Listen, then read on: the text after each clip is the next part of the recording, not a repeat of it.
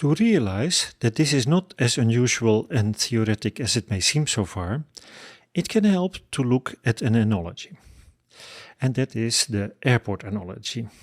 We will not look at the workflow and the logistical part of the process, we will ignore that. But we will look at identity and possible authorization part. But apart from the tokens that are used, there is also a huge national difference and differences per airport, maybe comparable to failing international standardization efforts. As if that's not enough, everything seems to change every couple of months. The old way of doing things was to buy a ticket, actually in paper form in the old days, at a travel agent or ticket office of an airline. Their responsibility was mainly providing information, scheduling and receiving payments. If all of that was okay, then you received your paper tickets.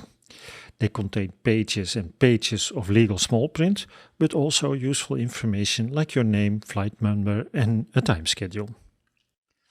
With that ticket and a photo ID, typically a passport or other ID, you could go to the check-in counter.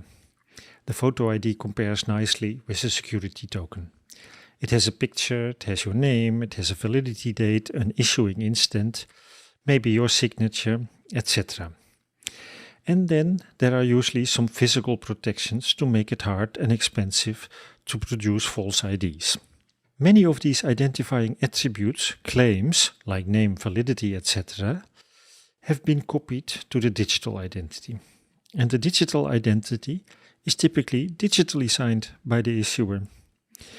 At the check-in counter, they check whether your name is still on the list, if the photo on the photo ID matches, check-in luggages, etc. And then they do something that is comparable to what is often called a transformation in the digital identity world. They issue a boarding pass, which contains a new collection of claims. Again, your name, flight number, etc., but also the gate, your seat, your frequent flyer level, boarding priority, etc. You could compare the check-in counter with an issuer in the identity world. This new token is specific for the staff at the gate. One could compare the staff at the gate with the application. The boarding pass contains all the things that the staff needs to make boarding as efficient as possible. They trust the others earlier in the chain to have done their work, and the gate will concentrate on boarding. Now things change, as they always do. Introduction of electronic tickets and self-service check-in.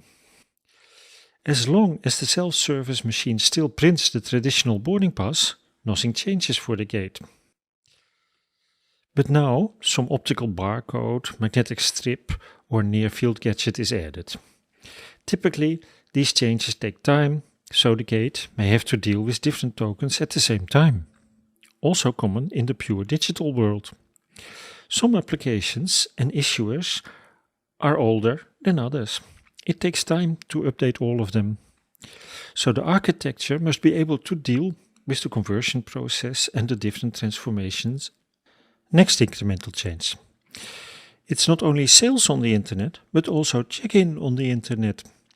Saves even more staff, and if the boarding pass is printed at your work or at home, it could save another staff.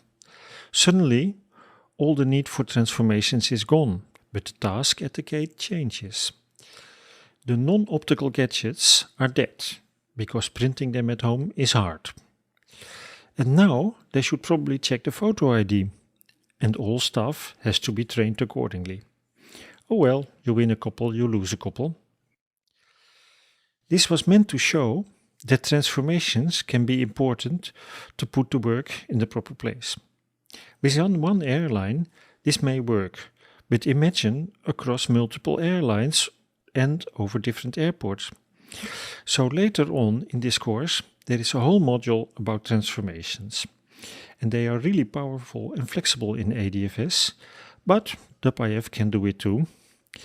And in the end of that module, we will tell you that systems without transformation are sometimes simple, just like we concluded this slide.